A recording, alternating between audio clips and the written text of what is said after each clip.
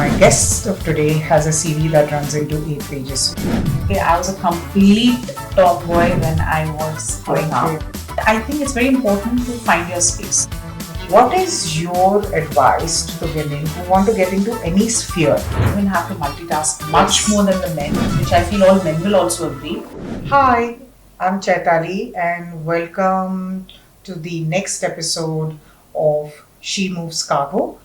We are absolutely honored that we are conducting or holding this podcast, because it then becomes our privilege and honor to introduce some magnificent minds and brilliant minds that make this industry tick to the entire audience, whom I'm sure many of you not are often aware of or would not come across them, meet them in your regular average life if you are not in that particular vertical or sphere of maritime logistics and transport that they are part of.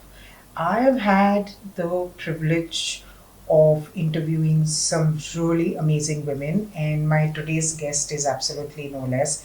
I was just cracking a joke that I rarely come across people whose CV runs into more than 2 pages, and my guest of today has a CV that runs into 8 pages. So you can just imagine how impressive she is. Like all my guests, my connection with her was very instantaneous. It happened by fluke, and we just kind of connected from there. We are not what you would call as everyday phone call pals, but when we do land up talking, we pretty much talk everything under the sun but the work that we are supposed to talk about. So my guest today is Dr. Deepti Mankad. Hi, Deepti. Hi, Chaitaly. Hi.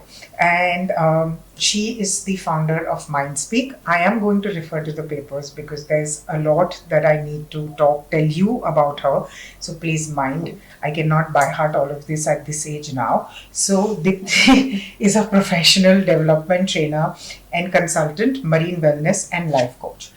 I know Deepti because we were first introduced when I was part of Vista, and we probably met at one of the Vista events. Yeah. And thereafter, when I got a call when Deepti was conducting and holding your first walk of success, I get a call telling that you have been nominated and that we are calling you on for that thing. And I was absolutely gobsmacked because, like I was telling Kalpana ji, I honestly didn't think that, why would you want me on when you had such amazing women already over there? But thank you.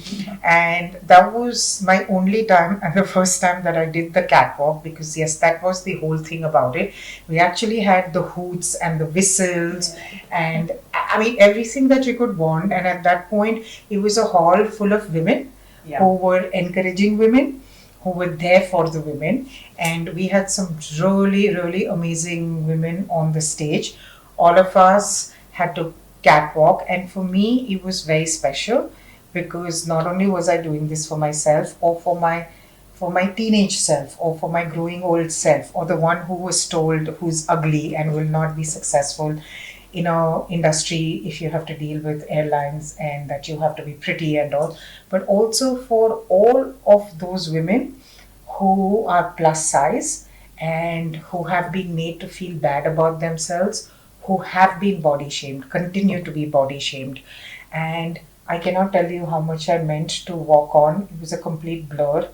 Even while I was on stage and Kuljit was next to me, I kept telling Kuljit, honestly, and I actually thought maybe I should back out. So I wasn't sure I'll be able to do the catwalk also.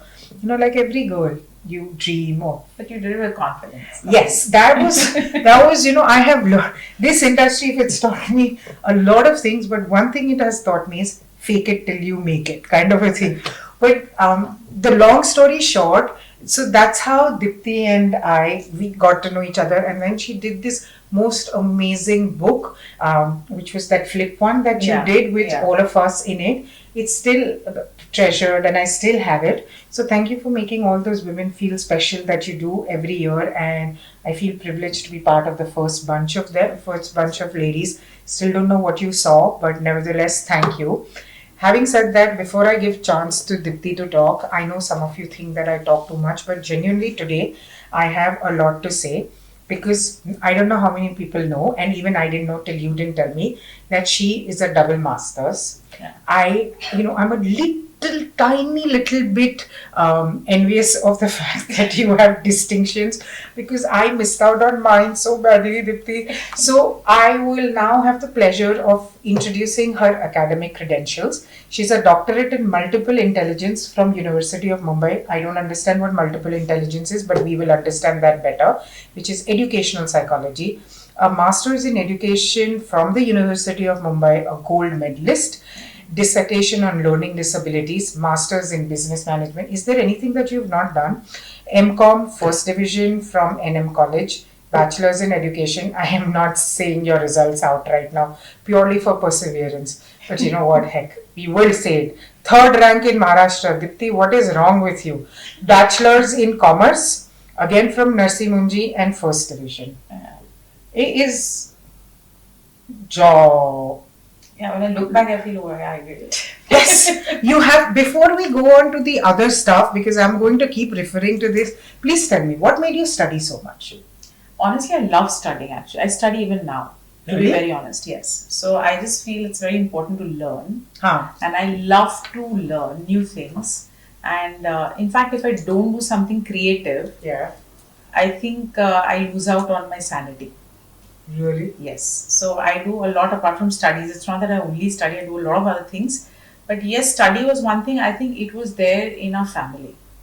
So a lot of importance was given to education in our family. My father is a seafarer, was a seafarer.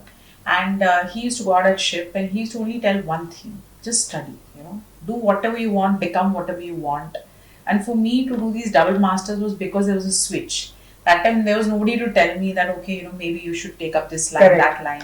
So we were going by what we thought was a norm. Like I honestly was doing an MBA and all, and then I said, really, do I want to do it? So for me, I think because there was no one to actually tell me that what you want to do, I kept trying, So honestly, I wasted a few years, I would say. Wasted?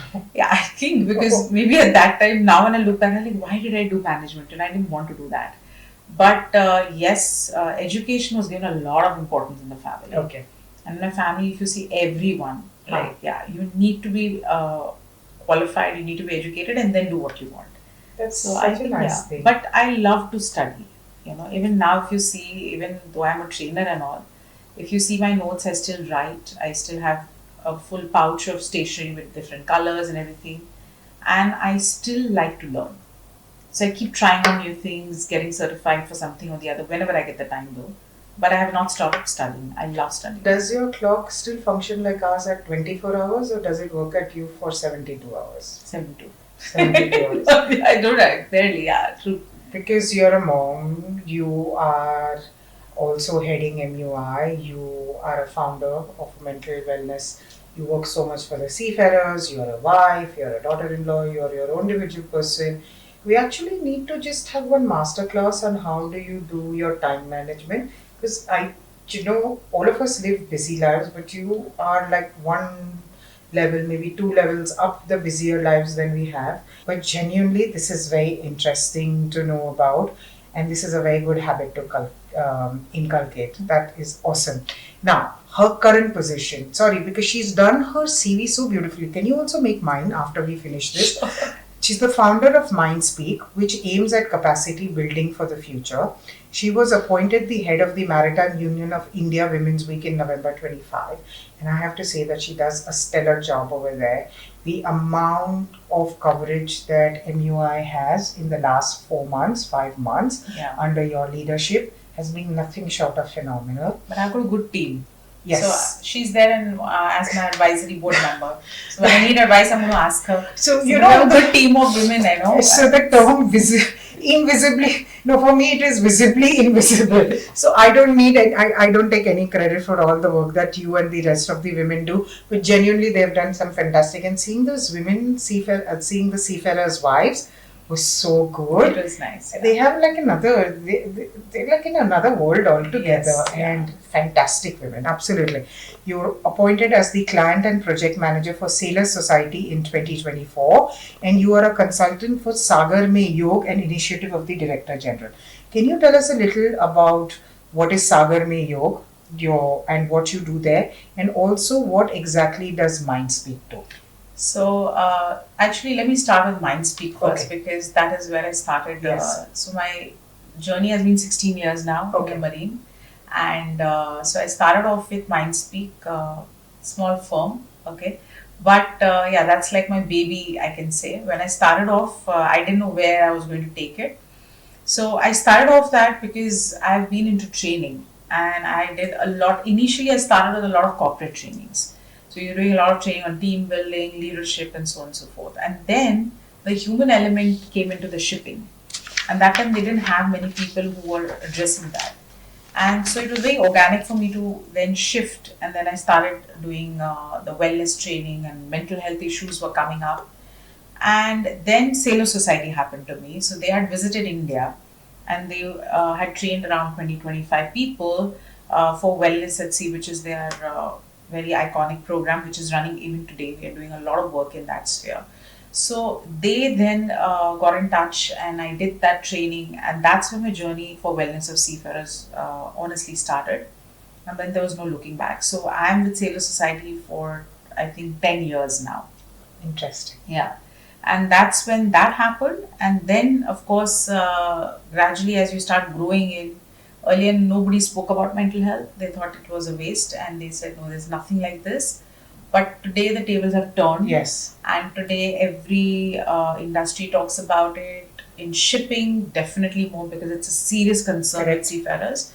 And I didn't want to give that up. Right. So if you honestly tell me, 16 years it took me to convince people in the industry that this is a real problem. Yes. And we need to do something about it. Correct.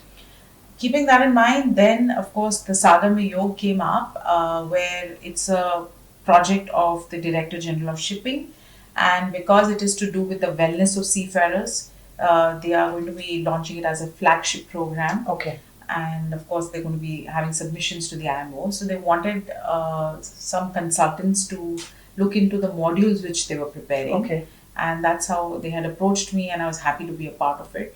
So we have done certain modules on emotional wellness and mental health for the Sagar Mein Yog project. So that is what I was involved with them. Very fascinating, very impressive. This is all very heavy duty stuff that you do, right? So what were you like a kid? Mischievous, very serious? Did you... I ask this of all my guests because I was very clueless when I was growing up. I just knew I wanted to be a housewife and a mother. But everybody has goals and things like that. I think people like me are oddities. But what were you like a child? Did your parents have aspirations for you? I know you said education, and uncle said that you have to be educated. But who was the Deepti Mankad when you were like, maybe 5 years old, then when you were at 15, and now that you are at your age, how much has she evolved and changed? So honestly, what you see me today, I was nothing like this. Okay, I was a complete tomboy when I was growing up. Yes, I was a district level football player. I used to play with all the boys in my building, and everybody used to complain that look at your daughter, she's running around with boys, and all of that.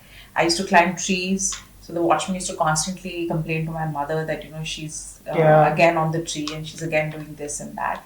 So I was a complete tomboy. Wow. I was not scared of anyone, which I'm not even today. That's so nice. So that has not changed in me. That I got from my dad. Okay. But I was naughty, and I was extremely... I never, even at that time, actually thought that I should not play football with boys.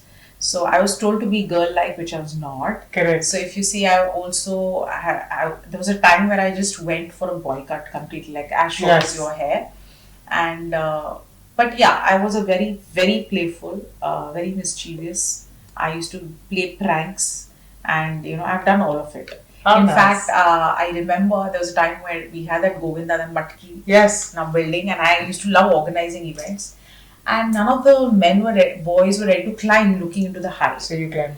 And I'm like, what the hell, I've done so much and nobody's climbing. So I decided I'll climb. And I started climbing, and people from the building were shouting, my mother was shouting. And I fell badly. Oh shit. So I still remember that day, because one of the ladies said, telling my mom that Benji, isko bolo, usko aage jaake maa bhi banna hai. Lagbhag jayegi to kya hoga? Like that kind of thing. So I was very naughty. I became more girl-like actually when I think I passed my graduation. Okay. That's when everybody used to tell me, "Thoda to ladki jaisa, do Correct. something like Correct. dress up." Because I was always in jeans and t-shirt, jeans and t-shirt. Right. That's how I was. Right. Yeah, when I was like 5, 6 years old, that time, yes, I was in dresses and frocks, and I used to be very proudly telling everybody, this my dad got from Japan, this because he was a seafarer. Correct. So when he used to travel, he used to get stuff. But yeah, till college time, I was completely like tomboyish kind of thing, and then I changed after that. It's so, it's so funny, isn't it, that we grow up being one person, and then something happens, and then we change our entire perspective, and then we just become different people. I think at the core we all remain who we are, but our external appearances change, and sometimes our internal mindsets also change. How is college life for you? I mean, genuinely speaking, I know you were told to study, and I'm going to come back to your education. But why so much of education?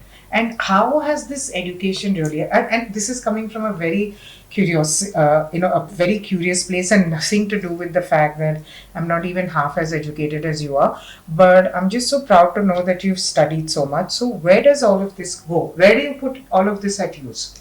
So honestly, more of it, if you ask me what I put to use, was after I decided to take a shift and do my B.Ed. Okay. All right. Before that, I was doing commerce. I only had one perception.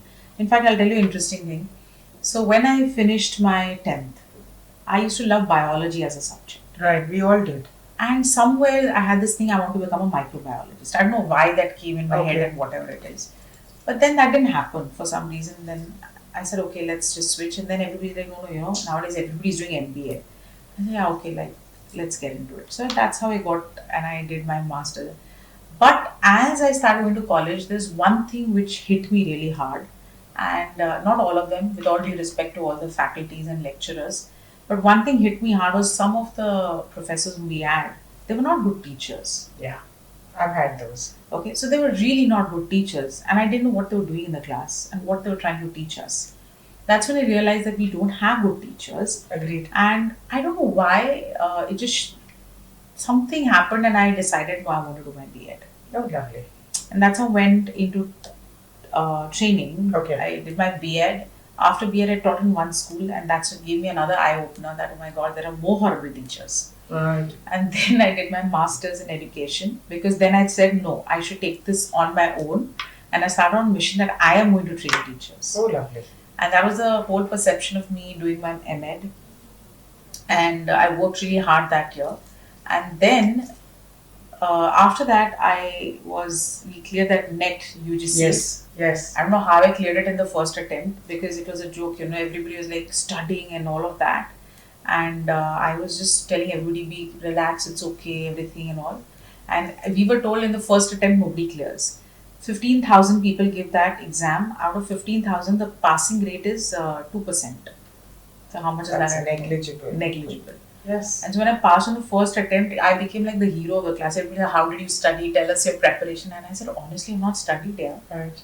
It was only what was taught to us in B.Ed. It stayed with me, and more of application. Yes. So I managed to pass, and then I got selected with one college, BTTC, that's in Colaba. Okay. So 5 years of my life, I was a lecturer. Okay. And I was the youngest lecturer there. But I got an opportunity to train B.Ed teachers, B.Ed teachers, MA education teachers. Lovely. And that's how my whole journey into training and teachers became, Are you still in touch with any of those teachers? Yes, of course. Yes, of course I am. I do, sometimes when I get the opportunity, I visit. But yes, my kids are going to the same school where I went to, Jamnabai. And some of my teachers were there to teach my kids even now. So, really? Yes. They haven't retired? How lucky are so they? One was very old, she retired now. Okay. But yes, I think my school gave me a lot. Yes. So I was always an extrovert. I think till my last breath, I'm going to be an extrovert. I've always loved people around me. And that's when now I feel I'm in the right profession. That's such a fresh of breath air, because it's easy to tell people that you are an introvert and and for them to accept. But it's difficult for people to accept extroverts, because I think over 75% of the people are introverts who have become extroverts or are forced to talk to people. Yeah. But there are, the genuine ones who are genuinely liking people and talking to people and all. Now that percentage is reducing. Yeah. So for me, my first extrovert in the family is my cousin sister, and I and her younger sister Nandini Shivani is my cousin, my first cousin, and we would joke about the fact that she would be on the moon and she would find somebody to talk to, because invariably somebody would come up there, and it's such a different thing. When I was growing up, I was an introvert, so when I had to get into the industry and all, I was like, whom am I even going to channel? Because who's going to teach me how to talk to people and all? And then I channeled my inner Shivani Vakil. And now when I tell her, she says, the tables have turned. And I said, but look at me. I randomly land up meeting people. And her sister, Nandini, who lives in Singapore, we were out for coffee. And every second person was like, oh, hi, Nandini. And I'm like, you are just a chip of the old block. Your sister knew people there. Now you know people here. And it's funny, but not too many people are the genuine. I can talk to anybody. And That's so nice. I can talk to anybody. Even if I'm traveling in an auto rickshaw, Yeah. we have a conversation. I have a conversation with the guy who's driving. I can just talk to anybody. I don't know. I think Shivani's like her Instagram is conversations with the rickshaw fellow and the taxi fellow, and she gets really weird ones, and I go like, only you can come to that kind of a thing. Who is your inspiration, and how important is it to have a mentor? Do you have a mentor? Do you need a mentor? Is it important? Inspiration, I don't know whether it was inspiration, but I think I have been able to imbibe certain qualities and values from each people who have been important to me. Starting off, of course, with my father, because I think I draw a lot of courage from him, the kind of person I am. And we both are similar, but I think, like I said, I've got it from him. We don't like people lying. We have certain principles which we never compromise on. And I think that is something which I've got from him. And being positive. He is extremely positive. When you meet him, you talk to him, he will never complain. Correct. About whatever has happened, but he will never complain. Then I had my uncle, that is my dad's elder brother.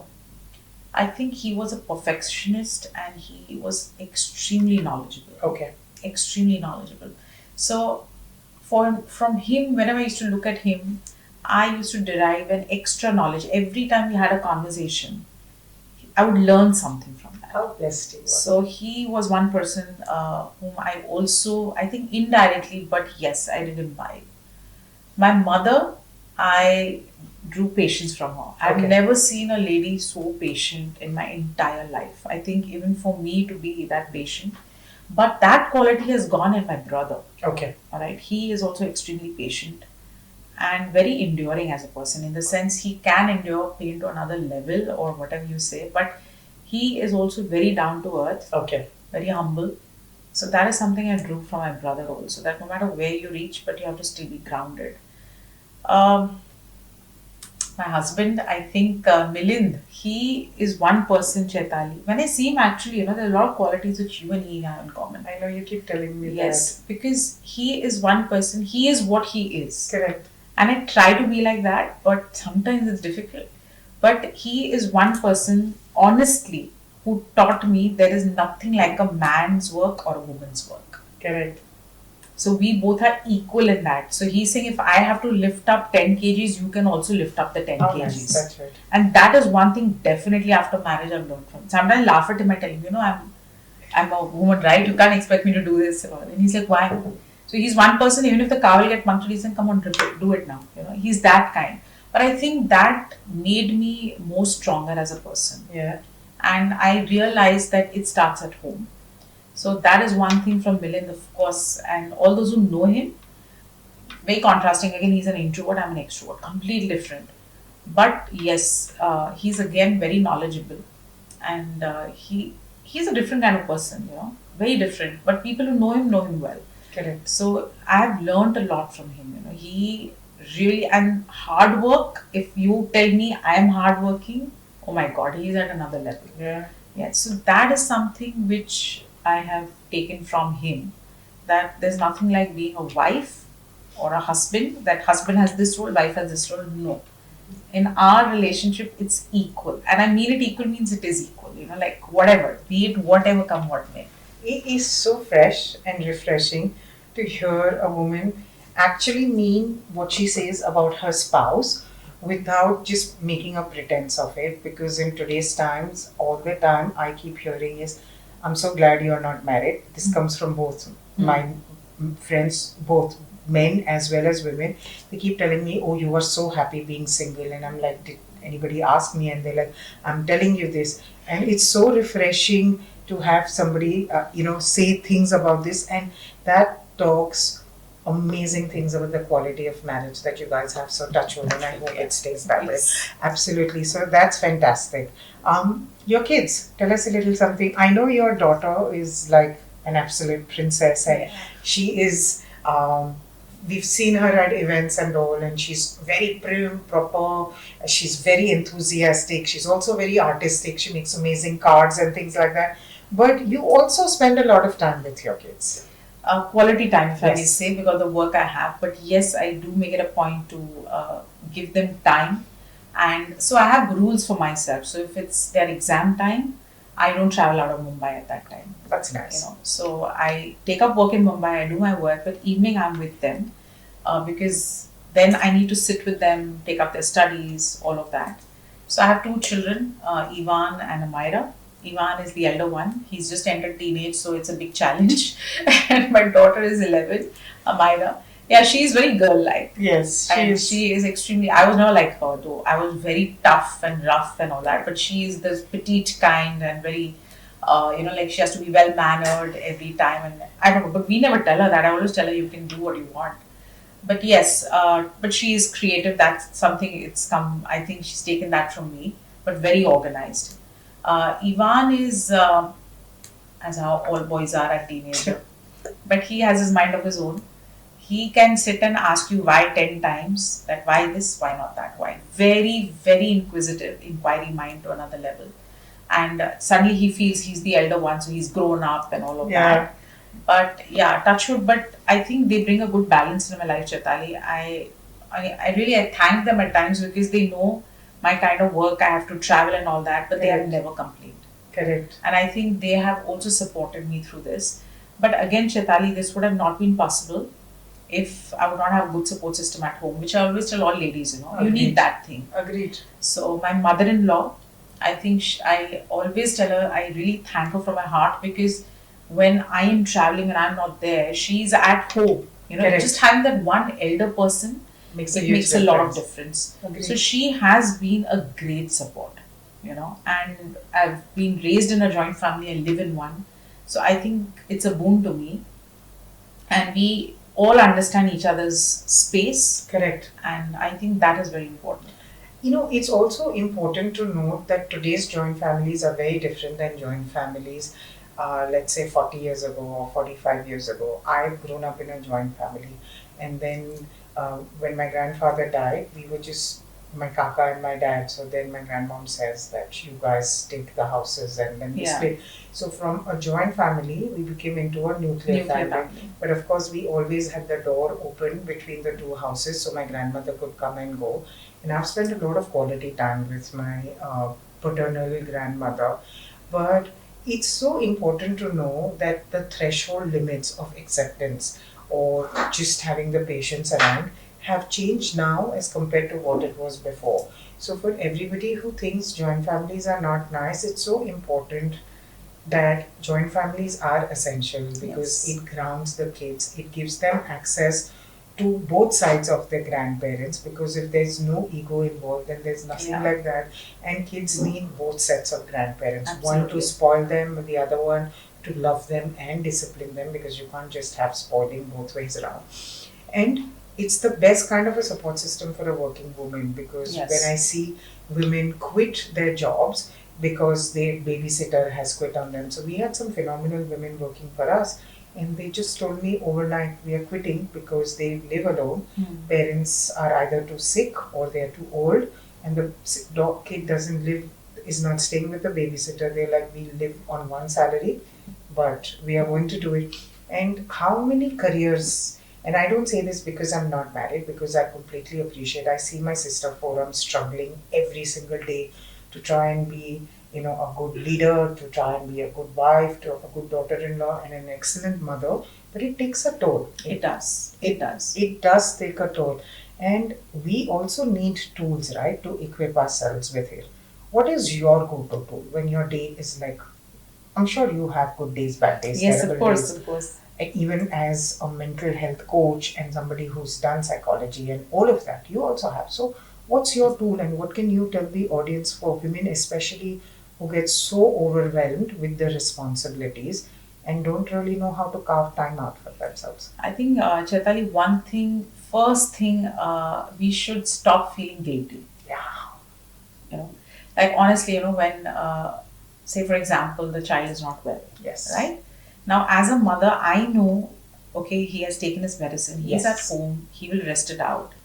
I don't need to be there physically present all the Yes. time until unless, yes, if it's a dire emergency, it's a different thing. Correct. So we should stop feeling guilty about it just because we are labeled as caretakers, Yes. mothers, and we have this innate thing. No, I think even husbands can be very good dads and they can be equally good caretakers. Right. So one is we should stop feeling guilty. Yeah. Two, we should learn how to find our own happiness in Yeah. things which we do. It may not be liked by someone in the family. That's Right. fine. Like I love to sing. My go-to is I de-stress by singing at night. Okay. My husband, like when he travels, and he travels a lot. He's saying, you do your singing. Don't make me listen to it. You do your stuff, I do my stuff. For him, it is Netflix. For me, it is like I want to sing. Correct. But I think it's very important to find your space. Yes. Now that could be anything. You want to go swimming, you want to go Yeah. dancing, you want to learn Yeah. something, and don't feel guilty about it. Correct. That because now I'm spending 2 hours, I've joined this art class, so that's 2 hours I cannot give at home to the children. No, that's fine, but you need to give it to yourself. True. Agreed. And once you start feeling happy, everything sets into place. Yeah. And if you want to do it, I think it's possible. Yes. That's you that's have the to key. know how to manage your That's time. the key. That's the key.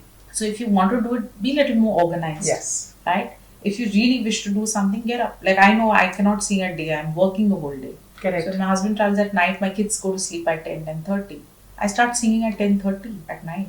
Yeah. So 10:30 to 11:30, I'm singing songs in my room. Yeah. I feel good, and then okay, then I watch some TV and go to sleep. That's so nice. Foram's been the happiest ever since she discovered cricket, because she started playing cricket, and she breaks her own rule for the girls by watching it on, and she has this fascination with this one particular Indian woman cricket player, and she's obsessed with her. But the joy and happiness on her face when we see her struggle to find time in between the chores and the kids and all of that, even though she's hired a coach, she learns how to do it. I completely resonate with you, because I haven't done anything of that sort for myself, but it's something for the audience, that if you like something, regardless of whether people understand it, not understand it, take those 5 minutes, 10 minutes, 15 minutes out, and you should do it, because I think it's very sage. Yes, being happy is very important. I mean, it's important. Why should we give up something? Correct. Because people feel, oh, now this is your age, now you should sober down. Why? Correct. I don't agree. think so. There's no age to learn anything. There's no age to do anything. And there should not be an age to be happy or not Absolutely be happy. And there should not be an age where your responsibilities overtake your happiness or your personal thing, and that's not being called selfish. Not at all. That's just carving time out. Of course. In fact, I would go to say that for any one of you, if you have dark thoughts, or you have, how we go to a GP, you all should have a therapist on call.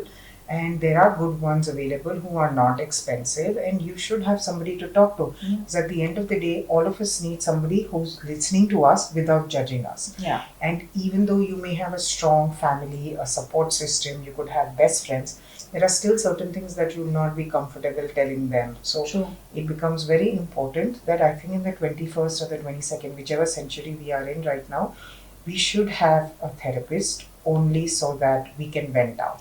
Yeah, I think it's important to vent out, and it's not just that, Chaitali, even my kids are not that old or something, but they know the kind of job I do. Yes. They know I counsel. So they tell their friends, that if you have any problem, my mom is a counselor. You want to speak, you tell. How cool is that? So they are very cool about it. Yes. They know about it.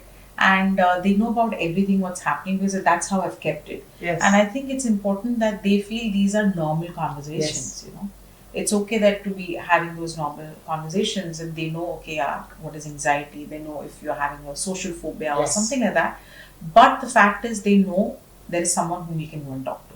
Because this is so important, because parents don't want their kids to know the harsh reality of life, and they're always told to, hide and shield. And I don't think so. I think if you're beyond the age of 9, it's time that you have serious conversations. Yes, of course. Because you don't have the mental capacity to understand that before 9. But if the kids are inquisitive, we should be, doing it. Absolutely. Like 2 days before, Navya out of the blue asks me, "Did any guy ask you out?" And my first question was, "Why do you want to know?" Yeah. But then I was like, and she wouldn't take no for an answer. And I was like, "Navya, no, why are you?" No, she says, "No, but I just want to know." And I thought I could have it 2 ways. I could either tell her no or make it up and make her think, or maybe she's interested because she wants to know what it feels like, because she's 9 years old. So I said yes. Somebody did ask me out, and then she wanted to know who the guy was. I said, "I'm not telling you who the guy was." But she was so confident in telling me, "But you told him no, na, Mai." So I didn't know, should I tell her the truth or should I tell her the lies? And I said, I chose to tell her the truth, and I said, yes, I told him no. And she had this little, smile on her face. I thought that maybe she knows somebody who's asked somebody out, and Yeah. maybe that girl's reaction. So at that point, I was thinking that if I'm not telling her the truth, then I don't want her to think that, there is anything taboo in asking and all. So then so I was like, yes, I said no to the guy, but you don't know the person, so I'm not telling you the guy's name, kind of a thing. And then it was done. So I've realized with the kids, that if you give in to their curiosity and you give them truths which are acceptable to them, which means that they are talking and discussing with their friends. They do. And they say things. Like Navya's friend once grilled me for the life of me as to why I'm not married. Those 11 minutes in the car with her made me want to go to call my therapist and say, "Listen, I'm having a life crisis. I've just been informed I am dying a single, lonely, sad woman. Which, should I be binging on K-drama? Should I just take like a year-long sabbatical and go find myself and come back?" And I told Forum, I said, "How do 7-year-old, 6-year-old kids know what the hell is happening?" And she says, "They just pick up from their parents." And I said, "Nobody's made me feel so bad about myself as much as Navya's friend." I stopped asking, I've stopped volunteering myself to drop them off anymore, because I don't want to. But no, it's so nice that your kids do that. But I have to ask you this. What happens when you have a bad day? Let's say you work with seafarers. Not all of them have nice thoughts. How do you separate your baggage when you come home, because you're super tired? You could have had a bad thing happen to a seafarer, but your kids are laughing and smiling, and you need to be normal with them. Yeah. So generally, what I do is when I come back home, and if I've had a bad day, and if there's something which has disturbed me, I do tell them. Okay. That today has not been a very good day to me, so don't bug me today. So they're like, okay, so what happened? And then they know about my work. So they said, "Mama, not another suicide now, not another this and that and all." I said, "Don't worry, everything is in control, but yeah, it was not a very good day." And then they'll come and ask me, "Do you want to do something? Let's watch something together," or something like that. And I said, "Yeah, okay, fine." And then I just freshen up. I sit for 15 minutes by myself, and then I'm back with them to do their schoolwork or something like that. But it's a normal thing, like, all right, it's fine, kind of thing. And then we sit and talk, discuss, do their schoolwork, do their project work, dinner, sitting together.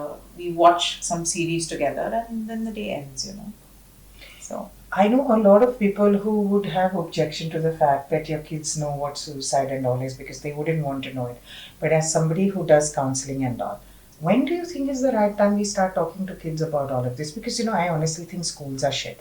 And what they do now in schools and the things that happen to kids are at another level altogether. And Forum keeps telling me, you don't have children, and thank God you have no access to Navya and Adhya school, otherwise you will go and fight with everyone. But seriously, with the crap that happens in schools and all, how do you protect your children? And when do you know what's your cutoff in what you are telling them and what you're not telling them? So honestly, Chaitali, I think it depends from school to school. But kids, when they started going to nursery and junior KG, I think good and bad touch was taught to them immediately. Yes. So they were aware of it. But before that, I had also told them about it. And then I think when COVID happened, so all my work was online. Right. And they used to hear a lot of it. Ah. Okay. And they used to hear a lot of it in my lectures and all of that because it was all about anxiety, depression, this, that. So they used to catch on to it. Then they used to ask me questions and I used to tell them what it is. They also used to ask me that, okay, I remember them asking me what is suicide, you mentioned that word. I said, yeah, when somebody takes their life. And they asked me, so why do they take their life? Then I had to tell them why they take it or what happens. So they have grown with me from childhood, listening to it, seeing to it. Not only that, Chaitali, even they know about different genders. And they are very important. Normal about it. Yeah. I still remember they were watching one series and his friend was sitting and so his friend was like, what are they doing? Like, what is this gay thing? So my kids looked, both of them, and this I'm talking about a year and a half back or something. And they both looked at him and said, you don't know who's a gay? And then I'm sitting right there and I'm looking up. I said, okay, now this is going somewhere else. And then that friend of his said that no. So he said, oh my God, dude, you're really, you don't know. And then I told Ivan, it's okay, let it be. Let his mom. No, I'll tell him. I said, no, it's okay, it's fine. So they basically know about it. Yes. But they also have very normal conversations about it. Which is very important. Yes. So that was something which I have told them. Yes. They know about it. Yes. And they respect that. They know that. So it's not a surprise. When you ever talk to them, it's not shocking to them or surprising to them. Yes. And because I have 2 kids, one male, one female, I've made it a point that my son also knows about your menstrual cycles. Yes. He knows it very well. And my daughter knows it, my son knows it. So there was a very funny incident which happened once. I was at my dad's place. We all were sitting for breakfast. And I came out and I was holding my back, it was hurting. So my son was like, your back is hurting. I said, yeah, madam, my back is hurting. Are you in your periods? And my mom's spoon dropped. She was like eating and she just looked up and she's like, what is he saying? I said, Mama, he knows. So I said, yeah, I have. So my son is like, you want me to put some balm or something? Oh my God, you're raising a gentleman. So then once this happened, my mom I said, Mama, he knows everything and he knows it from me because he has a sister tomorrow. If she gets it and I am not around, he knows. He knows. And you need to be sensitive towards it and you need to respect it and it's a different thing. Of course, because when you're in a household of women, this is very it's so, your reaction is so, genuinely, you're raising your kids beautifully from the way you say, because it's so normal. When I read online about kids being bullied for their likes, for the way they dress, because and then when I hear and I read about 10-year-olds committing suicide and 9-year-olds committing suicide, of course my first relation is with Navya and Adya because they are like that. And then when I read online that in the UK they are talking of saying that as long as the girl can get pregnant at the age of 8, they should start having sex. It just makes my blood boil, and it goes like, I just feel that we are now come to the stone age instead of being modern, where we are being reduced back to being a chattel and only being serviced because we have a vagina and a pair of breasts. So anything moving and walking can be done. And I have a conversation with a few of my friends, and I feel very helpless at that time. It's because not everybody understands as to what it means, and then when I see the judges pass the orders that they do, like somebody raped a 12-year-old and he was asked to go free because she thought he wouldn't fit into the prison system. And I was like, you're a woman and you don't even understand that. Does it, as a practitioner, as seeing the stuff that you see and all, does it ever make you feel, I know it must be making you feel angry, but does it ever make you feel that everything that we do is not sufficient enough because we still have idiots in position of power who do the crap that they do? I think it's a lot to do with mindset also. Yes. And it's nothing to do, honestly, I tell you, even though we are in a metropolitan city, even in the most elite class people, this happens. Yes, it does. So I think, and even now when we talk, because I do a lot of work with seafarers also, and the whole, just to give you an example, that the gender sensitization Yes. came in now in shipping. It has been made compulsory. Everyone goes to the course. But when I went to first take the first batch of it, the kind of response which came up, and they're like, you are projecting us men like as if we are perpetrators. Correct. Through that course. And they didn't take it well. Right. It didn't go well with them. Right. Initially. But then it became a compliance, you have to do it and all. Correct. But even them, even now, even anywhere around, I think it has to do a lot with a shift in mindset. Yes. If Agreed. your mindset is not there, and it starts at home, Chaitaly. Agreed. So some parents do tell me, your kids know too much. I said, no, but they know it from me. Correct. Not from They an outsider. not from social media. Agreed. That is very important. They have exposure to all kind of information. True. But to get the right information at the right time, I think that is very important. Yes. So personally, I don't take this because, when we were kids, I don't think our parents even talked about it to us. Never. About all of this. No. But today we have like normal conversations. Correct. And I think normalizing conversation is one thing, but preparing them. Yes. And having a mindset, and that goes both. Yes. For the daughter as well as for the son, because both need to think that way. Girls also should not take advantage of that. Of course. And they should also understand. And similarly, the boys, of course, the mindset. So I think it's a lot to do with the mindset. Till that doesn't change, no matter how much we try, few pockets are still going to remain. But I have a nephew who's queer. He doesn't live here, he lives abroad. And I had inclinations that he might be on the other side, but obviously it's not something that I will be able to speak about in my family because they would not be able to accept it and all. But it's genuinely, I'm surprised at the level of non-acceptance by educated people in today's times. I can understand it being, in the olden times, in the earlier centuries and all. But today, if you don't, and when I see what's happening in America, where they are trying to get it out, and they, with inclusivity and diversity that they are going off, and I also am interested in inclusivity and diversity, and I do my own little bit, not as much as you do, but I do that, and it breaks my heart, where you have mothers injecting their kids because they think that if it comes naturally, it's okay. But if it's not natural, I've seen these videos going around where the mother is forcing the son to become a daughter just because or the daughter into the son because she thinks that he or she can't handle puberty. And then when I see these other cases and I see all the ragging and bullying and all, the fact is that the parents themselves don't want to accept it. When you complain to a parent that your child is a bully and that they are doing this to other kids, the first answer is, the first response is, my child is not a bully. Now you've seen it happen and you are around it when you see it happen. And I'm always told that, listen, you can't go and tell a parent that her or his child is misbehaving. And my question is, why?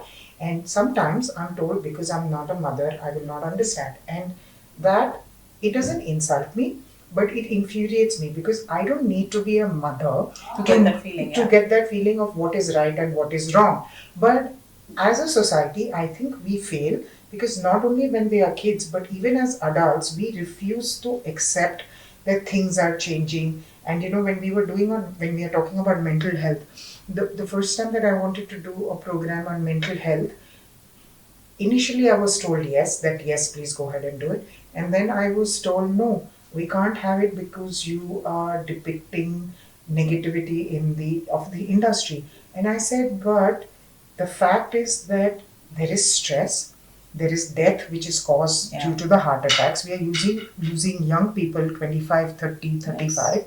I said, if we don't take this up in a positive way and tell people how to deal with it, how are you going to do it? 5 years later, we have companies who have consultants, therapists who come and talk to employees, especially in the high pressure companies, where things are, because we are in a high pressure industry, but they do this. And I'm like, wow, 5 years, but not everybody does it, but it's happening. So you're saying 5 years in the shipping, I'm telling you 16 years it has taken. 16 absolutely. years where people have now started accepting it, they understand it. But still, we do have people who come and tell me that, ma'am, it's not there. The more you're talking about it, the more you're making people mentally unstable. I said, how can that happen? But yes, acceptance is not there. They don't accept it. They feel it's not existing. Or till some incident does not happen in their own company, Yes. till that time it's not a red flag anywhere. Correct.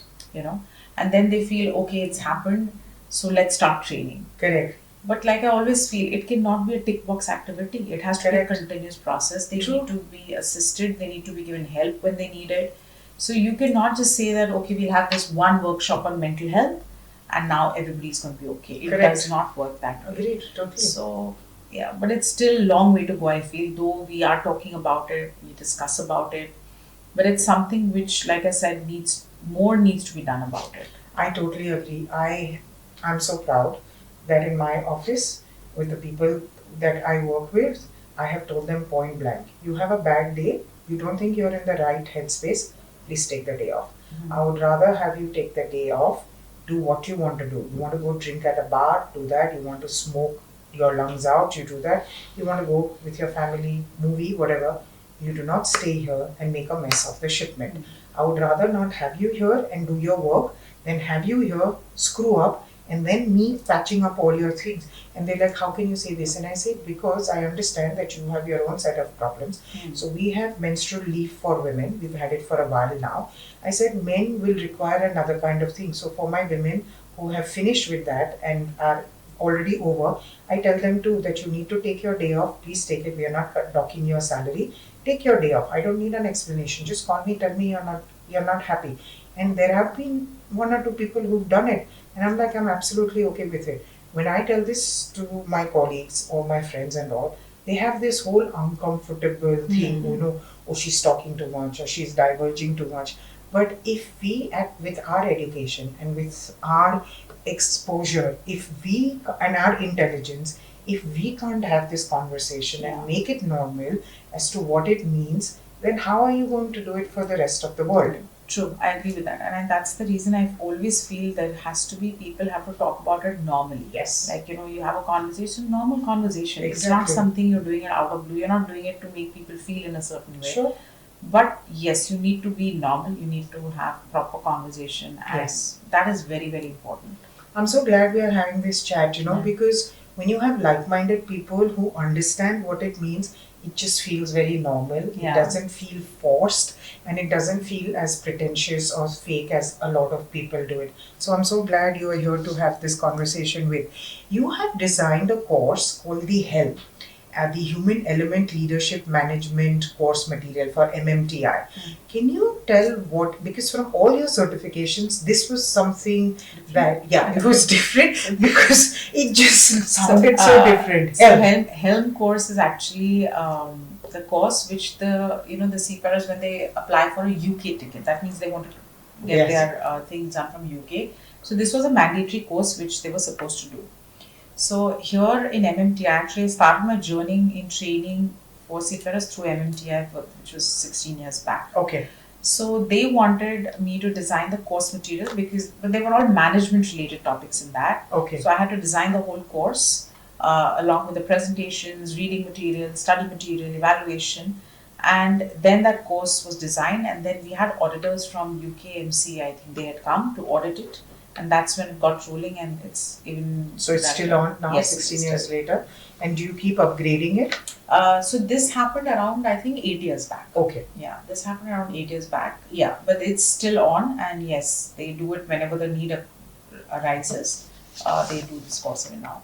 How difficult is it to convince a seafarer to come down from the ledge when they are alone and they are isolated, as compared to telling this to a same person who lives in a house surrounded by family members but could still be isolated mentally? Yeah. So I think seafarers, Chaitaly, what has changed over the years? Earlier, there used to be this culture on board where work used to get over. People used to sit together in a mess room. Now, with the advent of this internet, I'm not against it, please mind you, I'm not against it. It's good you can get connected to your family. But in that process, what has happened is when the work gets over, people run to their cabins. Yes. They want to be on their phone, they want to, talk to the family, that's great, but none of them are connected with people on board. So each one is isolated Insiders, in their yeah. own cabin. So personally, I feel when we say social isolation has increased, we are responsible ourselves for it. Right. So they don't want to get into conversations. They feel, oh, we've had a long day. Let's just cut Correct. off. So that is a big issue today because people are not willing to be together. Earlier, we never had counselors for seafarers. Contract lengths used to be 11 months, 10 months. Sometimes my dad has come back up to 1 year also. But the people on board were so connected. You have a problem? Okay, sit, tell me kya hua, and then they Correct. talk. Okay, we can do this, we can do that. Things used to get resolved. Today, that is not the case. Right. So, one is that they get totally into their own coop and they're okay with that. But that's the reason where I personally feel we have more such cases now of having a person being isolated, in depression, not having anybody to talk to, and you start feeling alone. So, and the life on board is very different than Yes. life when you're ashore. So, you have had a bad day, like you said, you want to go home, okay, I'm going home. On ship, you can't do that. That's Correct. your home, that's your workplace. Correct. You like someone, you don't like someone, you Agreed. have to be there. True. So, environment is very different. And I think that's one, people themselves are also somewhere responsible for creating that environment. Ashore, also, I know people, you may see people, but yes, again, if you don't have anybody to talk to, Yes. you can be as alone as a person who will be on ship. True. People really don't. I was told once very nicely. When we call, we don't really want to listen to your problems because we have our problems too. Why can't we just have a hi, hello conversation? And I was like, it was not related to her or to me, but in general that she was talking about. And that got me flabbergasted, stumped for a minute. And I went like, really? Isn't that what the books and the movies and all preach? Friends for life and friends for blood and all that shit. And then you have this, and I realized that we all are changing. And Yeah, but I think it's not important how many. See, there's a difference, Chaitali, about having acquaintances and having a friend. yes, that's Right? true. So you're working in the industry, I'm working, and we meet at parties, we meet at conferences and all. We say hi, hello, everything. Correct. But all of them are not your friends. Agreed. Totally. So I'm also very limited with my friend circle, whom I call my friend. Correct. And you may have just this one person Yes. who is your go-to person. Like Correct. no matter what, anytime, any this, this one person It's going to be there. is and going to listen be to there you. for you and going to listen to you. Yes. So in your life, if you have even one such person is good enough. Yes. But imagine having nobody whom you can talk to. Agreed. That is where I think you're lost out on things. True, and it's very important to have that one person, whoever Yes. it could be, and do it. We're going to talk about your awards and your recognition, and for that, you can make a face, but I'm still going to read it out, and I need my glasses. Got glares. I wish I needed glass for it. Okay, you have an amazing set of awards. Some of them that I've never even heard of, never even existed. So that just shows me how much of a vacuum I live in and what the logistics industry has done. But genuinely, congratulations, even though it comes too late. A phenomenal set of awards that runs into 1.5 pages of the whole thing. No, man, 3 pages. Okay, 2 whole pages. While there are a lot of them, there are ones that I would like to highlight on that I think are important. Conferred with the Devbhoomi Samudra Ratna Awards in Dehradun for excellence in mental health and well-being of seafarers. I'm aware of this one. You had mentioned it, and I can say for everybody that I know who knows you that we are supremely proud of the work that you do, and I would look forward to working with you for our association to do something where we can devise a program for our logistics community without ruffling feathers and things like that. But thank you. The Kashti Vibhushan Award for Maritime Author by Marix Media at the Kshati Awards. Congratulations, that's your latest one. You want to tell us about your writing part? So yeah, actually this would not have been possible if Captain J.C. Anand sir, and I love him, I respect him. He's 104 years old. We call him as a living legend. So when I had approached to him, I told him I want to write on you. So he thought first I was a journalist, and he's saying you'll get all my information on my on you go and search and you'll get, because most of them people wrote about what he's done and how much he's Right. achieved and all of that. So I told him no, I don't want that. I want to write something about you which is close to you and some incidences in your life which have had an influence. So he's like, "You're going to write about that?" I said, "Yes." And so I used to sit with him, and he used to be very particular with time, and he started narrating. It's amazing the kind of memory he has even today. He's Wow. 104 years old. Wow. And he remembers the name of the people, the first ship he was on, and Wow. all of that. Wow. And so I started working with him on that. And so we titled the book as Life Lessons of J.C. Anand. So we wrote around 8 chapters, and each chapter is about one life lesson which he learned through some experience or the other. It was about him, knowing him as a person rather than knowing him as a professional only. So I think that was very important. And that's when that book came out. A lot of copies went out. And he was so happy when he saw the book. And that too, before releasing it and all, I went to his home for the proofreading. And when I was proofreading, he had tears in his eyes. And that's when I thought that, no, I've done something good. And he invited me for his 103rd birthday. He took me to this yacht club in Colaba. Yes. And he had his close people. So they were all themselves 80 plus. Whoa. And I think that whole birthday celebration with 20 people who are close to him, I think that was a big honor for me. So this is one of my milestones in my life which I'll never forget. So for this, that award was given to me for that. I've seen the pictures and I think it's an amazing, amazing thing. How much has your dad's life as a seafarer influenced you to, let's say, contact Mr. J.C. Anand? May he live up to at least 125 years, healthy, happy. How much has it influenced you on your decision to work with the seafarers? Have you ever been on board a ship staying with your dad? Yes, I have. Yeah, and your experiences, and then doing something like this as meaningful as this, because you have a lot of kids who are kids of seafarers, who are Navy kids, or we call them the defense kids and all. But not everybody wants to do or get into the same stream, or not everybody wants to highlight what it is. Somewhere I feel that all the work that you do, whenever I've seen your and uncle's interactions, when I've seen uncle come for all your events and he makes it a point to come for all of it, I don't see auntie as much as I see uncle. Somewhere I feel that maybe in a way you're paying homage to him, and whatever you do is your way of either appreciating him or saying thank you to him, whatever it is. So the fact is, he was the one who introduced me to this industry. Right.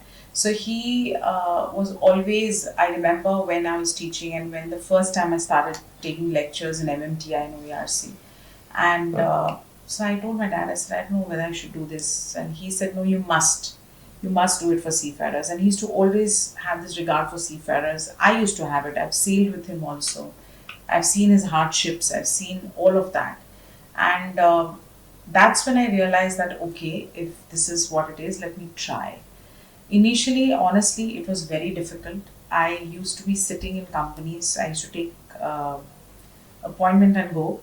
And they used to make me sit for 2-3 hours outside the cabin. And I used to keep waiting. Of course, they knew I'm Captain Mehta's daughter, but still. And so I would say I never got that privilege as such, to be very honest, if people feel that, oh, that's what it is. But no, it was not. And I remember one day I had a breakdown and I told my dad, I don't think this is what, people are not willing to listen. Correct. So he told me, they will listen if you don't give up. Right. So you continue to do what you're doing. Don't give up on it. Correct. I said, okay, fine, if that's what it is. So I kept on going, and I'm glad I didn't give up, because today, yes, a lot of things which I was saying are now coming true. They're happening slowly, steadily, but it's happening.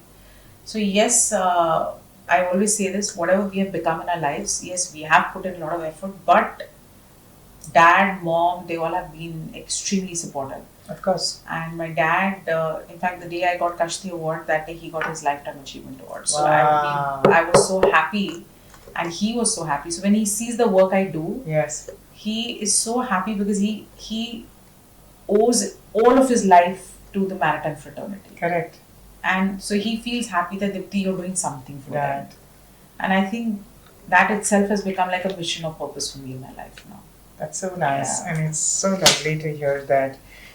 Conferred with an award for outstanding work as a mental health trainer in the maritime sector by Asia Education Conclave 2025. I want to talk more about this. By the way, we should know that if we had a celebrity or a princess in the morning, we now have one of the most powerful women in the industry with us, because it's an absolute privilege to announce that she has been ranked number 13 in the top 100 women in shipping Yeah. by All About Shipping UK 2025. This is your second, third, fourth year with them. No, Second year, because the first time you were number 4 Yeah. with them. But doesn't matter what, the fact that you are in the top 100 in shipping makes you a very powerful woman, and you wear it so simply and humbly. And to think that you kept telling me you don't want to announce it. But besides that, before she talks about it, she's also received a Bharat Vibhushan Puraskar at the Delhi Vidhan Sabha, conferred by the Honorable Parliament Speaker Shri Vikas Goyal.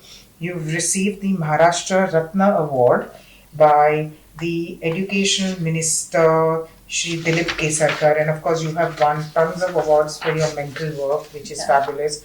You're also recognized as the top 100 Maritime Icon 2024 by Marex Media.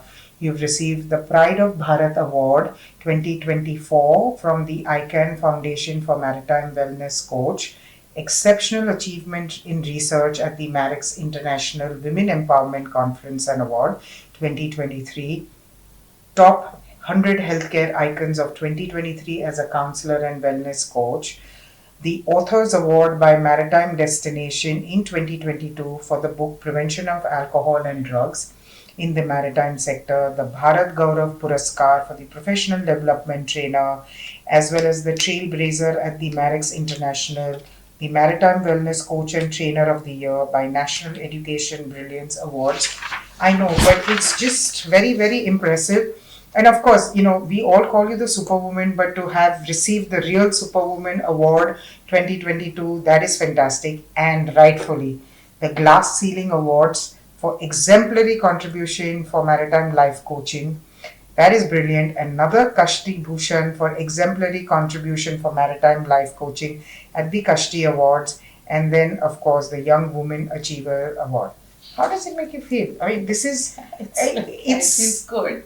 It is phenomenal. Yeah, it feels good, but sometimes I remember once one person commented, that you're getting so many awards and there's not enough space for you and all of that, and at a very young age you're getting all this. So I was like, for 2 minutes I felt bad.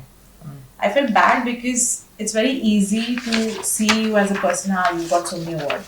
But they've not seen that I have worked 16 long years in the industry and I have worked really hard. I've had my ups and downs. It's just because we don't talk about our struggles. That doesn't mean we've not had one. Agreed. So that is something which I think people should understand, that when you see awards, but you have to also see what has gone behind it. It's not just, that suddenly people are being, okay, chalo, you give her an award. No, it's the work and it's the time, effort, everything goes into it. Of course. And the results. And the results.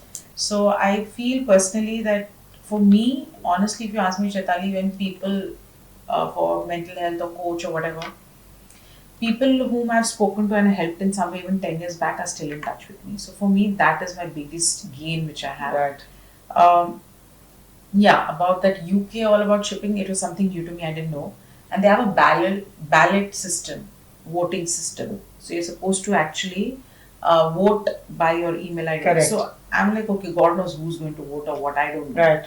So I just said, okay, circulated what was the requirement. And so when the results came out, I was pretty shocking. The reason being, like you said, there are exceptional women who are working in shipping. Yes. Exceptional women. They are doing fantastic work. Yeah. And seeing their list and their names, in that list, I actually went through the list and I've seen each one of them from different parts of the world. Correct. And the most proud feeling that I was we were only 2 Indians in that entire list. So I think that was something which was more, made me feel more happy. that at least somewhere now the Indian women in shipping are making a mark and people are recognizing them. That's so nice, because when you travel abroad, and it's okay if you're representing your firm, which we all do, it's also nice that you represent your industry. But there is a different feeling when you represent your country, and then when you win, and you know that Yes. you're one of yeah. the two or one of the handful ones who've done it. And if you are the first, like you are a trailblazer in all of this, it's always going to be there. Yeah. And records are meant to be broken. It only is that whether the person who breaks them is as deserving as the person who actually created them Yeah. first. And I always ask this of all, not just my guests, but also for my friends from the industry and all, that we seem to be a different breed.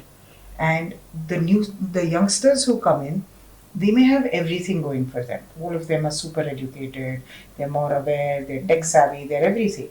What I find that they really lack is the attention span, the consistency, and the discipline to work hard. All of them have this sense of entitlement. They will say, "Acha, pan Chaitaly ben, tamne, aato ho joye." And they'll go like, "Oh, but Chaitaly, shouldn't it be like this?" And I go like, "But why should it be like that? You work, right? You work, you prove, and then you get what you want. Yes. It doesn't matter. The awards have just become the awards are very pressuresome. And it's just become a lot more in the last decade than what it used to be before. And there's just so much of pressure to have your name over there and to get that award and to tell people that you have it.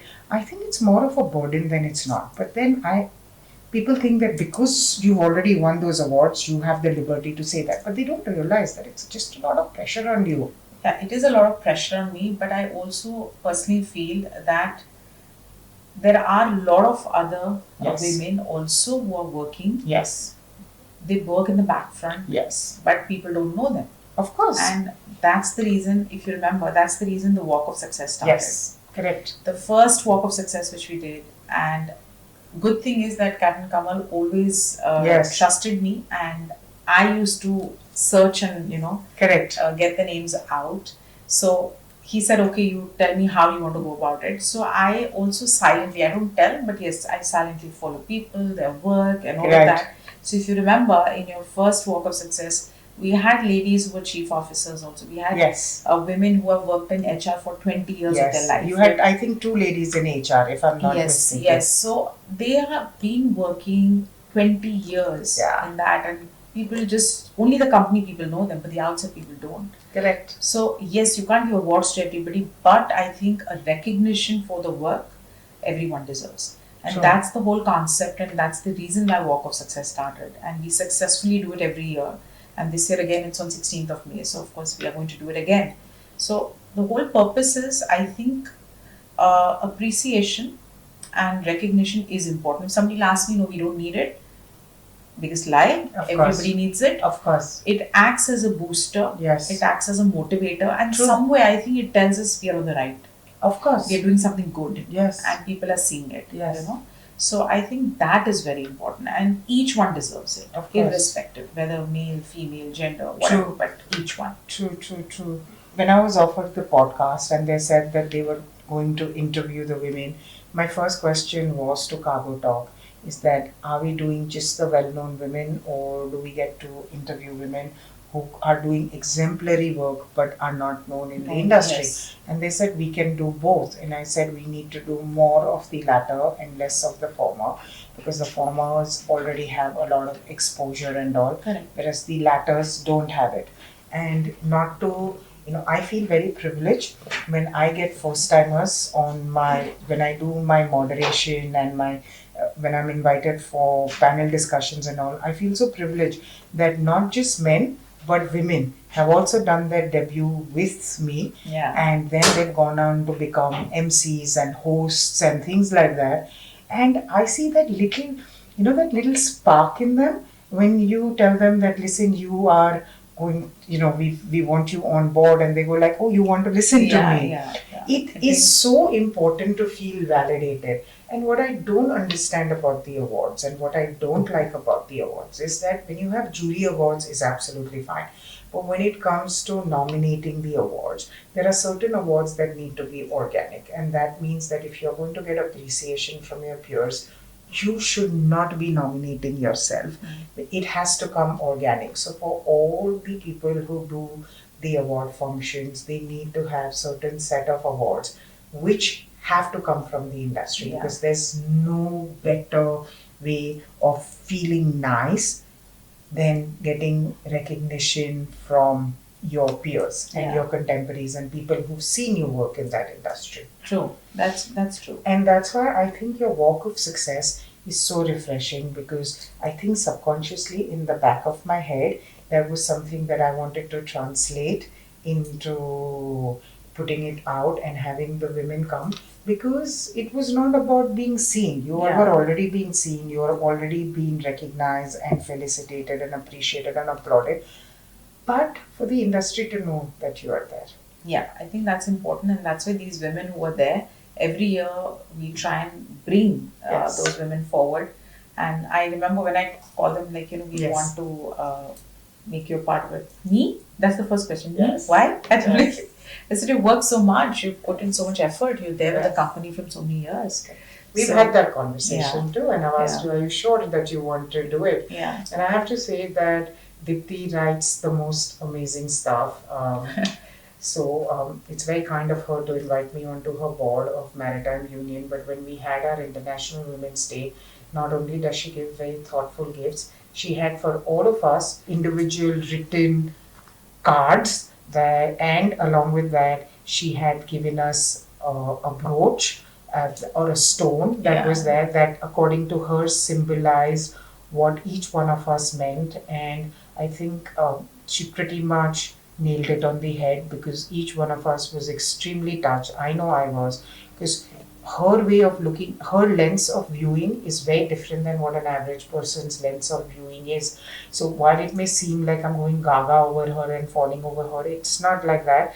It's just that when you have somebody who understands human psychology and you have human psyche, and when the appreciation comes from there, or when the points come from there, becomes very, very important. It becomes very valid, because it just makes you feel nice about yourself. But I think, Chaitaly, it's very important. I'll tell you, even you're aware of it, when I took charge of MUI Women's Wing Head, and I told Captain Savio, he's a great person to work with. He's so encouraging. So he told me, okay, how do you want to do it? I said, I'm going to form a team. What will a team do? I said, the team will work with me. Correct. So he's saying it's voluntary. I said, yes, of course, it will be voluntary. Of course. So he said, okay. And then I started working. And when we had the first EC meeting, so I was there to give, I made up my mind that, and he called all the members whom I had made my team. And I told each one of them that you're going to be there. No matter whoever, I don't need to give explanation to everybody, but yes, to the EC team, I made it a point. So the women in our team who are there, like we have Renuka ma'am, she's the advisory board member. She's 70 now, seafarer's wife, but the quality which she had is about the empathy and the personal touch and the experience which she brings in. Then we have Suchita Javdekar. She's also 60 plus, and she's a car rally. She did the car rally. I think she's brilliant. So she has a mind of her own. We have Chaitaly, who she has a mind of her own as well. We all know her. And she's in the advisory board. And then we have Kulji, who apparently is a very good friend of ours also. So people might feel that, oh, she's taking friends. No, that's not the reason. But some people whom you can trust, and some people who don't have any hidden agenda. We all are in our own spheres, we are doing good, so we don't need that. And then I took on board Dr. Radhika. Again, she's my go-to person. She's my friend. We know each other from 22 years now. And she has this fantastic bent of mind of research and extremely hardworking as well. And our creative minds match. Correct. And we've done a lot of work together. Then we have Payal Balla. She is also a seafarer's wife, but she has this thing of PR. And she's a firecracker. Yeah, and she's a firecracker of the team and extremely hardworking. Then we have Mona Breja. She's also a captain's wife. and she is so good with people and she engages with Yes. people. And we wanted in the women's wing, we wanted women from the seafarers, True. So each person who has, and Bharti ma'am, of course. Now, Bharti ma'am doesn't need to be a part of the because she Exactly. has her own Bhandarkar publications and all that.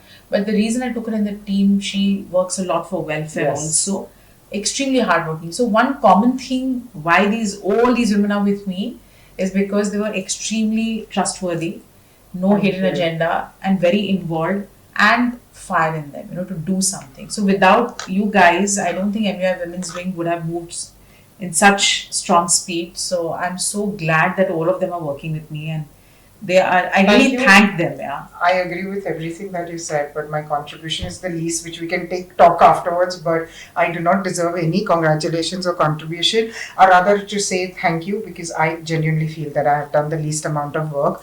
And before we come to the last part of it, which is our rapid fire round, I have to ask you this: the difference between a difference of a decade, what do you see the changes that are there in everything with all the work that you do? And you do so much of varied work. What are the good changes that you see? What are the bad changes that you see? And my next question would be, is that, we keep talking about women in maritime transport and logistics, and it's been done and all, and it's a fact that we are less represented, but now it is improving and all.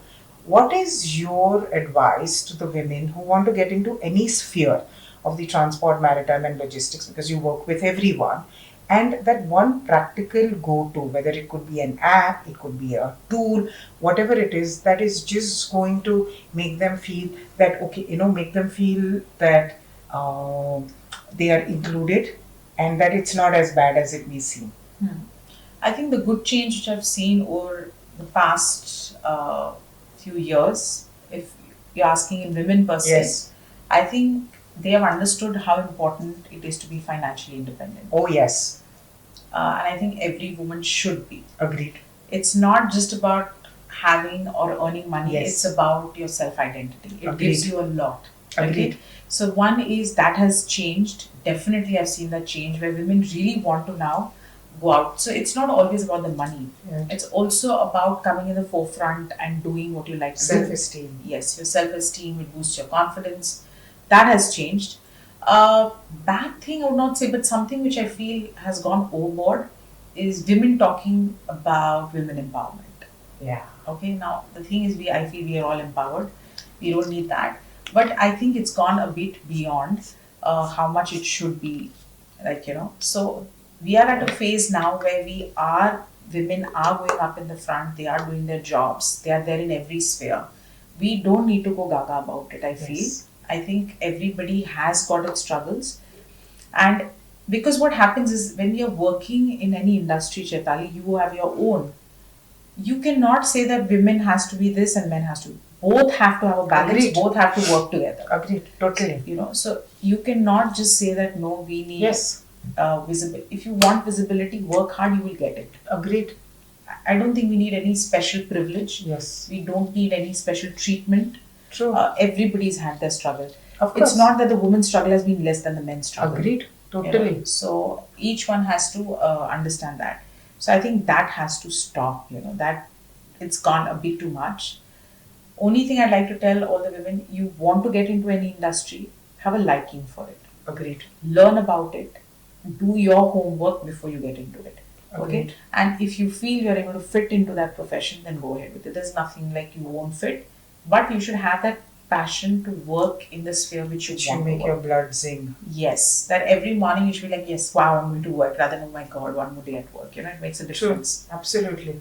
Your advice to men, because we're going to have men audience. I think for men, it's just treat us like your counter workers. That's it. There's nothing like a male or a female, I feel, or any other gender in that matter. We are there to work. You have brains, we have brains, And I think let's bring all at the table without kind of judging that whether we'll be able to give that much work to the forefront or not. Yes, we do have a family, we do all of that, but that does not it should not question our credibility. Yes. It should not question our hard work And our dedication. And our dedication to the profession in which we are. I think only thing is, yes, women have to multitask much more than the men, which I feel all men will also agree. You don't have to go home and take care of your child's homework or make a cup of tea for your wife or kind of, look into the PTMs when you're away or going to school, being a part of annual events, sports day. So we do all of that. But at work, I think it's important you see what she's bringing to the table. That's it. And there should be flexibility in work for both men and women, I feel. It's nothing, if they can work equally good from work from home, so be it. I think it should not bring that thing in the middle anytime. And what are the positive changes that we've seen in the men in the last decade? I've been fortunate, honestly. I've come across some very good men in this industry who have been so encouraging and so supportive. So I think they also are now opening doors, and some of them are genuine, I would say, and they are opening doors for more women in their organization, and they're supporting women in a very, very good way. So that definitely is a change. And I have to say that the associations, all of them, in their own way, are playing a very big role in helping, bridge the gap between gender diversity and equality. And they're also doing their own two bits to make sure that both the men and women are included and that not one feels superior than the other. So having worked in associations, working in them now, I feel that the associations are the backbone of any industry. Yeah. So whether you have the Seafarers Association, you have the Railway Association, you have the Mumbai Port Docks Association, our associations, BCBA, FFI, CFI, whatever it is. Every industry's association makes a difference to it. And I just think that our maritime, logistics and transport industries associations really work hard in order to bring about changes, both from the government perspective in terms of regulations and all, but also from the perspective of upskilling, upgrading, and also bringing in new talent into the fold, because that's very important. That can't be done by one individual. You need to have a backing of an entire group of people for it. Absolutely. And we come to the last part of the conversation. It's been absolutely fascinating listening to you. I know we've gone up, down, everywhere, but it's just the way that we wanted it to go through. Absolutely organic and natural. So I hope that you have enjoyed. Yes. And we now come to the last fun bit part, which is our rapid fire. And sorry, I have to access my phone for that. Now, like I tell everyone, I wish we were giving you fancy gifts, but please, the only appreciation that we can give you is that the audience loves the rapid fire and they're very happy with it. So we continue with it, and that's our thank you to you for coming on board. So can we start with your rapid fire? Yeah, sure. Okay. So there are a couple of them, like I said, because your CV is like this, your rapid fire is also, you're the first one where I'm doing rapid fire in different segments. So this is how it is. The best part of working with seafarers? I think they're very good human beings. They're family people. Okay. Sea or land? For me, land. Yeah, really? Yeah. Being the child of the sea, yes? Yes. What does Minspeak mean to you? Anyone should be able to speak their mind out. Strive for perfection or settle for excellence? Strive for perfection. Yeah. Okay. Coffee or tea? Coffee. Mumbai traffic or seasickness? Mumbai traffic, any day. Because I've had one bad incident of seasickness. It was really bad. Oh, it was horrible. Also, I had to, and I was alone, and I was in South Africa, and I have never puked so much in my life, and I thought, it's a very dirty feeling. So Mumbai traffic anytime with good music, doesn't matter. Okay. One skill you wish you learned sooner? One skill which I learned sooner. I think listening.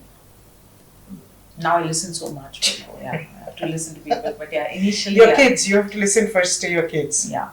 I have to ask you this. Have you ever been told by your kids, we know better than you? No. No? Never. No? Then you're a lucky mom. Yeah. Then you are a good mom. Yeah, I've never heard that. So in fact, when I tell them something, how do you know? I'm your mother.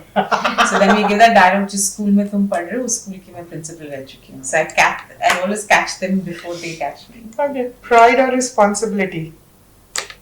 Pride or? responsibility? Actually, both, pride in what I do, but yeah, responsibility is something which I've always Yeah. taken. Yeah. Book or a podcast? The most impactful thing you've read or heard recently? Mm, I like a book. Yeah. And one book which has really changed my way of thinking was The 40 Rules of Love by Rumi. Really? Yeah, it's actually, when I saw the book, everybody like, is it about love? But it's not. It's more of life, this thing. It's a beautiful book. Thank you. Very nice answer. What is the legacy you want to leave behind? My work. Very nice answer. Favorite spot in Mumbai? Favorite spot in Mumbai? It would be any coffee shop, actually.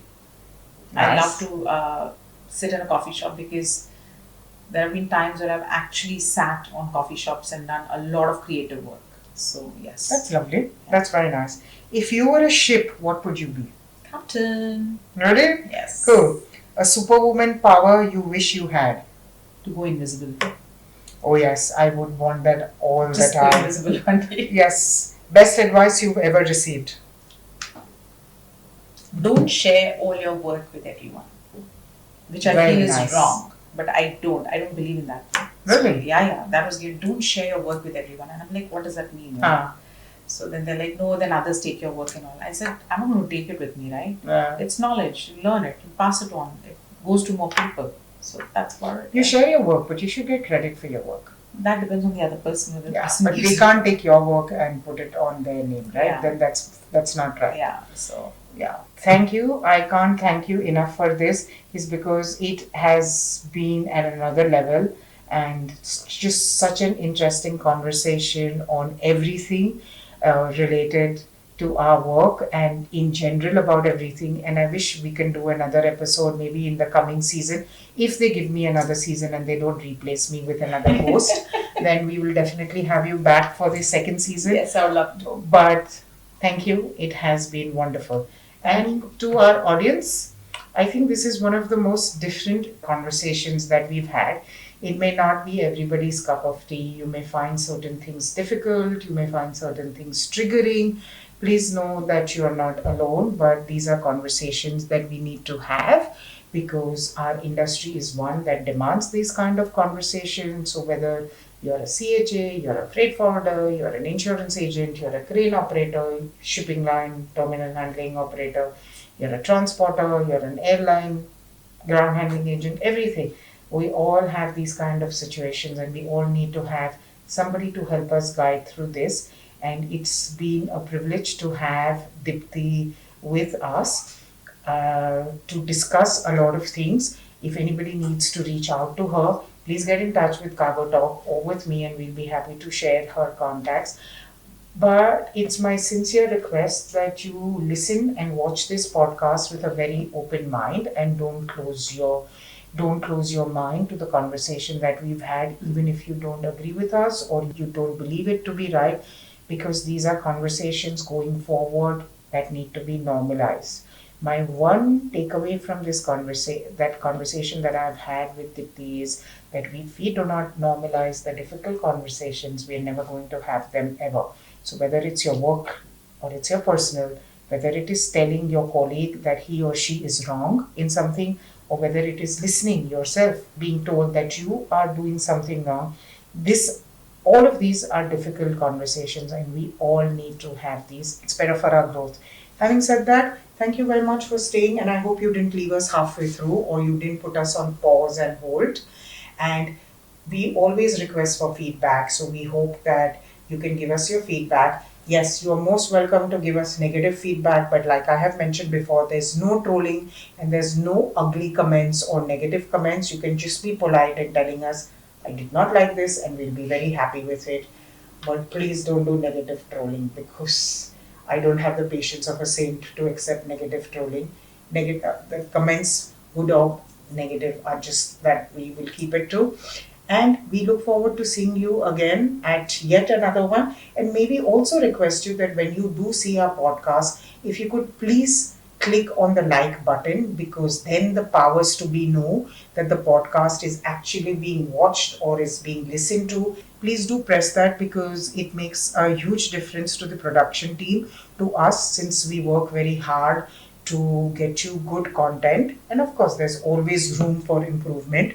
And do come back to us with that feedback, because it's very, very important. And until we see you the next time in another outfit, I know, we will see you again. Please stay safe, please stay healthy, please continue doing the work that you do. You're very important to the industry. And like one of my favorite musicians says, that if you haven't been told you're important, then we will tell you that you are important. So take care. Bye bye.